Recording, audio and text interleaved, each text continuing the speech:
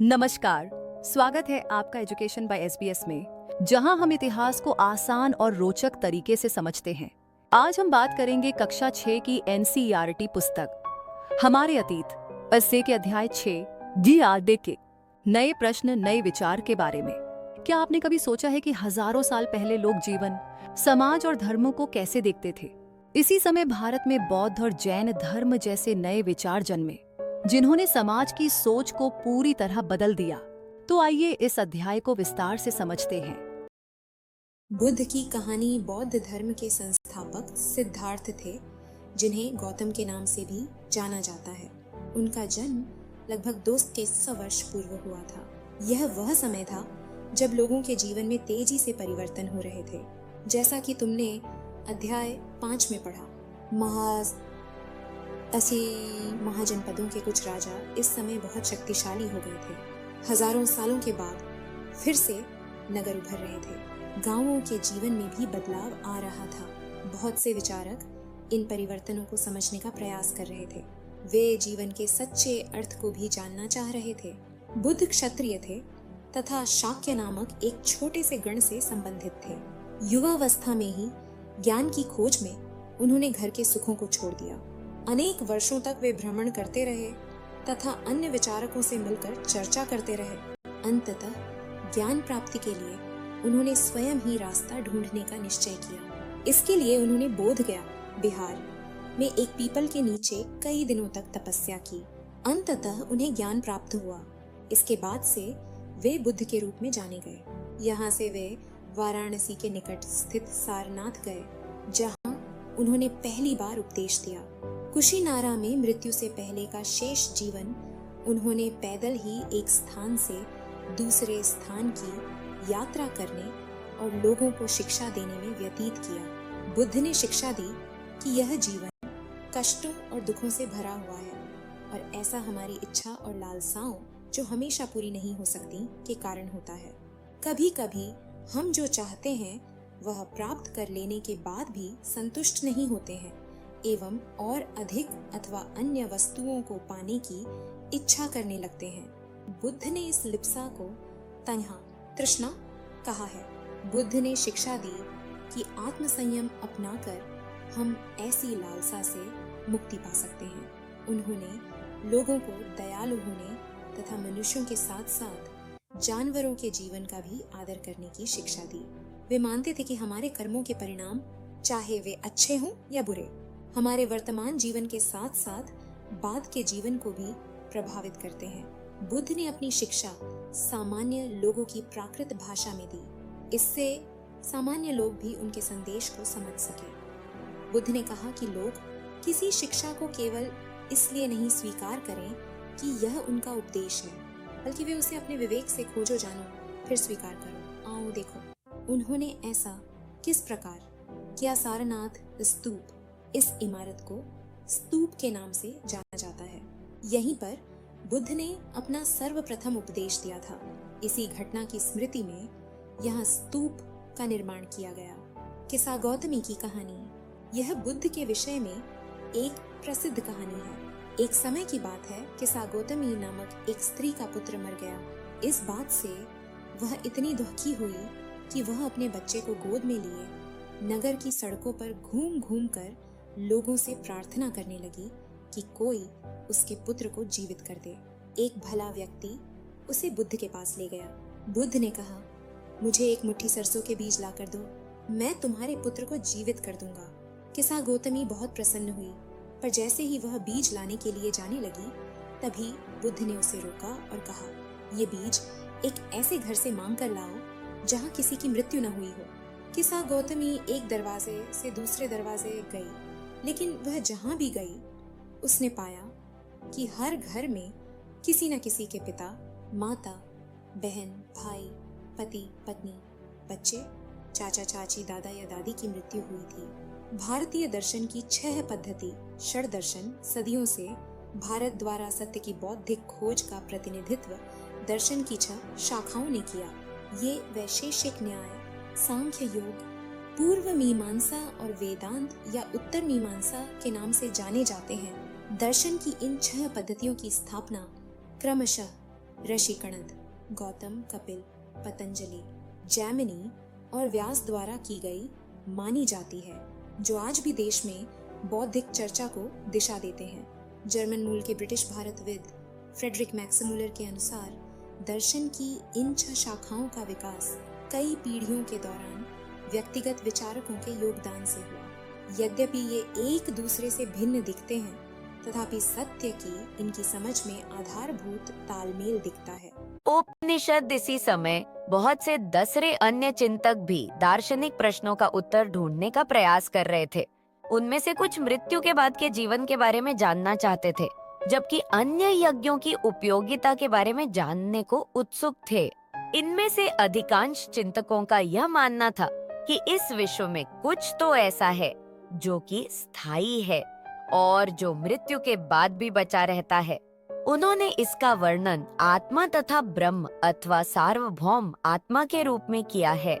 वे मानते थे कि अंततः आत्मा तथा ब्रह्म एक ही है।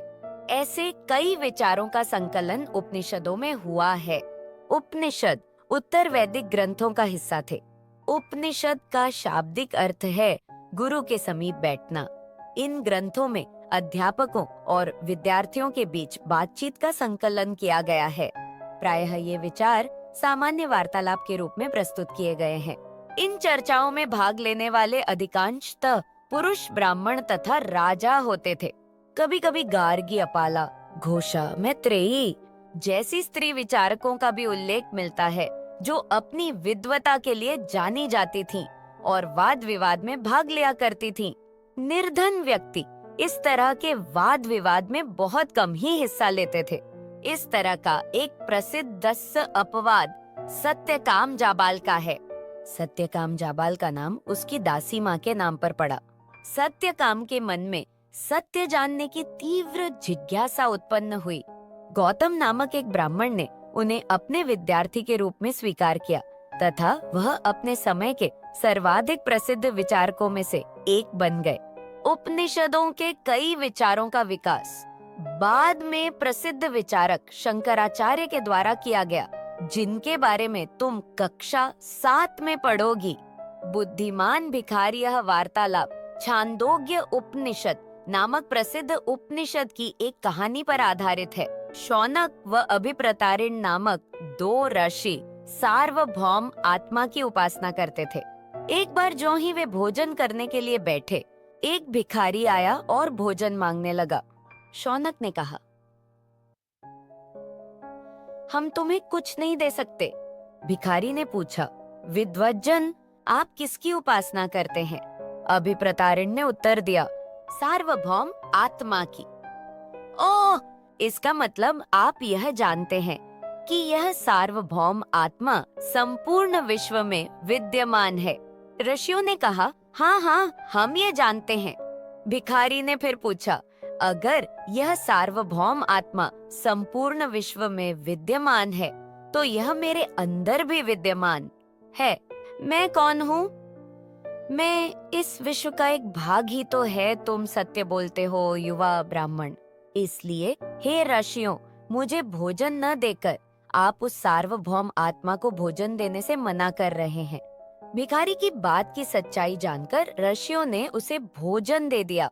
व्याकरणविद पाणिनि इस युग में उस सार्वभौम आत्मा को भोजन देने से मना कर रहे हैं। भिखारी की बात की सच्चाई जानकर ऋषियों ने उसे भोजन दे दिया। व्याकरणविद पाणिनि इस युग में कुछ अन्य विद्वान भी खोज कर रहे थे। उन्हीं प्रसिद्ध विद्वानों में एक पाणिनि ने संस्कृत भाषा के व्याकरण की रचना की। उन्होंने स्वरों तथा व्यंजनों को एक विशेष क्रम में रखकर उनके आधार पर सूत्रों की रचना की। ये सूत्र बीज गणित के सूत्रों से काफी मिलते जुलते हैं।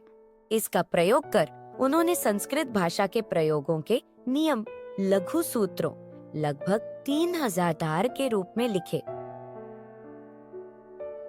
जैन धर्म इसी युग में अर्थात लगभग 2500 वर्ष पूर्व जैन धर्म के 14वें तथा अंतिम तीर्थंकर वर्धमान महावीर ने भी अपने विचारों का प्रसार किया। वह वज्र संघ के लिच्छवी कुल के एक क्षत्रिय राजकुमार थे। इस संघ के विषय में तुमने अध्याय 5 में पढ़ा है। 30 वर्ष की आयु में उन्होंने घर छोड़ दिया और जंगल में रहने लगे। 12 वर्ष तक उन्होंने कठिन व एकाकी जीवन व्यतीत किया। इसके बाद उन्हें ज्ञान प्राप्त हुआ। उनकी शिक्षा सरल थी। सत्य जानने की इच्छा रखने वाले प्रत्येक स्त्री व पुरुष को अपना घर छोड़ देना चाहिए। उन्हें अहिंसा के नियमों का कड़ाई से पालन करना चाहिए, अर्थात किसी भी जीव को न तो कष्ट देना चाहिए और न ही उसकी हत्या करनी चाहिए। महावीर का कहना था, सभी जीव जीना चाहते हैं, सभी के लिए जीवन प्रिय है। महावीर ने अपनी शिक्षा प्राकृत में दी। यही कारण है कि साधारण जन भी उनके तथा उनके अनुयायियों की शिक्षाओं को समझ सके। देश के अलग अलग हिस्सों में प्राकृत के अलग अलग रूप प्रचलित थे। प्रचलन क्षेत्र के आधार पर ही उनके अलग अलग नाम थे। जैसे मगध में बोली जाने वाली प्राकृत मागधी कहलाती थी। नौटाजैन नाम से जाने गए महावीर के अनुयायियों को भोजन के लिए भिक्षा मांगकर सादा जीवन बिताना होता था। उन्हें पूरी तरह से ईमानदार होना पड़ता था तथा चोरी न करने की उन्हें सख्त हिदायत थी। उन्हें ब्रह्मचर्य का पालन करना होता था। पुरुषों को वस्त्रों सहित सब कुछ त्याग देना पड़ता था। अधिकांश व्यक्तियों के लिए ऐसे कड़े नियमों का पालन करना बहुत कठिन था। अधिकांश व्यक्तियों के लिए ऐसे कड़े नियमों का पालन करना बहुत कठिन था। फिर भी हजारों व्यक्तियों ने इस नई जीवन शैली को जानने और सीखने के लिए अपने घरों को छोड़ दिया। कई अपने घरों पर ही रहे और भिक्खु भिक्खुनी बने लोगों को भोजन प्रदान कर उनकी सहायता करते रहे। मुख्यतः व्यापारियों ने जैन धर्म का समर्थन किया। किसानों के लिए इन नियमों का पालन अत्यंत कठिन था, क्योंकि फसल की रक्षा के लिए उन्हें कीड़े मकोड़ों को मारना पड़ता था। बाद की सदियों में जैन धर्म उत्तर भारत के कई हिस्सों के साथ साथ गुजरात, तमिलनाडु और कर्नाटक में भी फैल गया। महावीर तथा उनके अनुयायियों की शिक्षाएं कई शताब्दियों तक मौखिक रूप में ही रहीं। वर्तमान रूप में उपलब्ध जैन धर्म की शिक्षाएं हुआ। उनकी शिक्षा सरल थी। सत्य जानने की इच्छा रखने वाले प्रत्येक स्त्री व पुरुष को अपना घर छोड़ देना चाहिए। उन्हें अहिंसा के नियमों का कड़ाई से पालन करना चाहिए, अर्थात किसी भी जीव को न तो कष्ट देना चाहिए और न ही उसकी हत्या करनी चाहिए। महावीर का कहना था, सभी जीव जीना चाहते हैं, सभी के लिए जीवन प्रिय है। महावीर ने अपनी शिक्षा प्राकृत में दी। यही कारण है कि साधारण जन भी उनके तथा उनके अनुयायियों की शिक्षाओं को समझ सके। देश के अलग अलग हिस्सों में प्राकृत के अलग अलग रूप प्रचलित थे।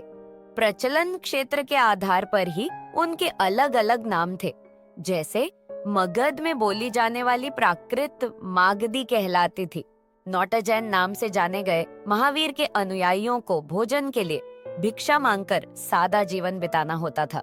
उन्हें पूरी तरह से ईमानदार होना पड़ता था तथा चोरी न करने की उन्हें सख्त हिदायत थी। उन्हें ब्रह्मचर्य का पालन करना होता था। पुरुषों को वस्त्रों सहित सब कुछ त्याग देना पड़ता था। अधिकांश व्यक्तियों के लिए ऐसे कड़े नियमों का पालन करना बहुत कठिन था। अधिकांश व्यक्तियों के लिए ऐसे कड़े नियमों का पालन करना बहुत कठिन था। फिर भी हजारों व्यक्तियों ने इस नई जीवन शैली को जानने और सीखने के लिए अपने घरों को छोड़ दिया। कई अपने घरों पर ही रहे और भिक्खु भिक्खुनी बने लोगों को भोजन प्रदान कर उनकी सहायता करते रहे। मुख्यतः व्यापारियों ने जैन धर्म का समर्थन किया। किसानों के लिए इन नियमों का पालन अत्यंत कठिन था, क्योंकि फसल की रक्षा के लिए उन्हें कीड़े मकोड़ों को मारना पड़ता था। बाद की सदियों में जैन धर्म उत्तर भारत के कई हिस्सों के साथ साथ गुजरात, तमिलनाडु और कर्नाटक में भी फैल गया। महावीर तथा उनके अनुयायियों की शिक्षाएं कई शताब्दियों तक मौखिक रूप में ही रहीं। वर्तमान रूप में उपलब्ध जैन धर्म की शिक्षाएं लगभग 1500 वर्ष पूर्व गुजरात में वल्लभी नामक स्थान पर लिखी गई थीं। संघ महावीर तथा बुद्ध दोनों का ही मानना था कि घर का त्याग करने पर ही सच्चे ज्ञान की प्राप्ति हो सकती है। ऐसे लोगों के लिए उन्होंने संघ नामक संगठन बनाया, जहां घर का त्याग करने वाले लोग एक साथ रह सकें। संघ में रहने वाले बौद्ध भिक्षुओं के लिए बनाए गए नियम विनय पिटक नामक ग्रंथ में मिलते हैं। विनय पिटक से हमें पता चलता है कि संघ में पुरुषों और स्त्रियों के रहने की अलग अलग व्यवस्था थी। सभी व्यक्ति संघ में प्रवेश ले सकते थे। हालांकि संघ में प्रवेश के लिए बच्चों को अपने माता पिता से दासों को अपने स्वामी से, राजा के यहाँ काम करने वाले लोगों को राजा से तथा कर्जदारों को अपने देनदारों से अनुमति लेनी होती थी। एक स्त्री को इसके लिए अपने पति से अनुमति लेनी होती थी। संघ में प्रवेश लेने वाले स्त्री पुरुष बहुत सादा जीवन जीते थे। वे अपना अधिकांश समय ध्यान करने में बिताते थे और दिन के एक निश्चित समय में वे शहरों तथा गांवों में जाकर भिक्षा मांगते थे। यही कारण है कि उन्हें भिक्षु तथा भिक्षुणी साधु के लिए प्राकृत शब्द कहा गया। वे आम लोगों को शिक्षा देते थे और साथ ही एक दूसरे की सहायता भी करते थे।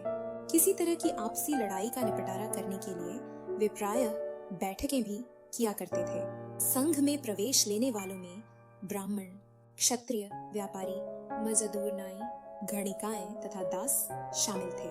इनमें से कई लोगों ने बुद्ध की शिक्षाओं के विषय में लिखा तथा कुछ लोगों ने संघ में अपने जीवन के विषय में सुंदर कविताओं की रचना की। विहार जैन तथा बौद्ध भिक्षु पूरे साल एक स्थान से दूसरे स्थान घूमते हुए उपदेश दिया करते थे। केवल वर्षा ऋतु में जब यात्रा करना कठिन हो जाता था तो वे एक स्थान पर ही निवास करते थे। ऐसे समय वे अपने अनुयायियों द्वारा उद्यानों में बनवाए गए अस्थायी निवासों में अथवा पहाड़ी क्षेत्रों की प्राकृतिक गुफाओं में रहते थे। जैसे जैसे समय बीतता गया, भिक्षु भिक्षुणियों ने स्वयं तथा उनके समर्थकों ने अधिक स्थायी शरण स्थलों की आवश्यकता का अनुभव किया। तब कई शरण स्थल बनाए गए जिन्हें विहार कहा गया। आरंभिक विहार लकड़ी के बनाए गए तथा बाद में इनके निर्माण में ईंटों का प्रयोग होने लगा। पश्चिमी भारत में विशेषकर कुछ विहार पहाड़ियों को खोदकर बनाए गए। प्रायः किसी धनी व्यापारी, राजा अथवा भूस्वामी द्वारा बनाए गए। प्रायः किसी धनी व्यापारी, राजा अथवा भूस्वामी द्वारा दान में दी गई भूमि पर विहार का निर्माण होता था। स्थानीय व्यक्ति भिक्षु भिक्षुणियों के लिए भोजन, वस्त्र तथा दवाइयां लेकर आते थे, जिसके बदले ये भिक्षु और भिक्षुणी लोगों को शिक्षा देते थे। आगे आने वाली शताब्दियों में बौद्ध धर्म उपमहाद्वीप के विभिन्न हिस्सों के साथ साथ बाहरी क्षेत्रों में भी फैल गया। इस समय बौद्ध धर्म की एक नई धारा महायान का विकास हुआ। इसकी दो मुख्य विशेषताएं थीं। पहले, मूर्तियों में बुद्ध की उपस्थिति सिर्फ कुछ संकेतों के माध्यम से दर्शाई जाती थी। मिसाल के तौर पर उनकी निर्वाण प्राप्ति को पीपल के पेड़ की मूर्ति द्वारा दर्शाया जाता था, पर अब बुद्ध की प्रतिमाएं बनाई जाने लगी। इनमें से अधिकांश मथुरा में तो कुछ तक्षशिला में बनाई जाने लगी। दूसरा परिवर्तन बोधिसत्व में आस्था को लेकर आया। बोधिसत्व उन्हें कहते हैं जो ज्ञान प्राप्ति के बाद एकांतवास करते हुए ध्यान साधना कर सकते थे, लेकिन ऐसा करने के बजाय वे लोगों को शिक्षा देने और मदद करने के लिए सांसारिक परिवेश में ही रहना ठीक समझने लगे। धीरे धीरे बोधिसत्व की पूजा काफी लोकप्रिय हो गई और पूरे मध्य एशिया, चीन और बाद में कोरिया तथा जापान तक भी फैल गई। बौद्ध धर्म का प्रसार पश्चिमी और दक्षिणी भारत में हुआ, जहां बौद्ध भिक्षुओं के रहने के लिए पहाड़ों में दर्जनों गुफाएं खोदी गई। बौद्ध धर्म दक्षिण पूर्व की ओर श्रीलंका, म्यांमार, थाईलैंड तथा इंडोनेशिया सहित दक्षिण पूर्व एशिया के अन्य भागों में भी फैला। थेरवाद नामक बौद्ध धर्म का आरंभिक रूप इन क्षेत्रों में कहीं अधिक प्रचलित था।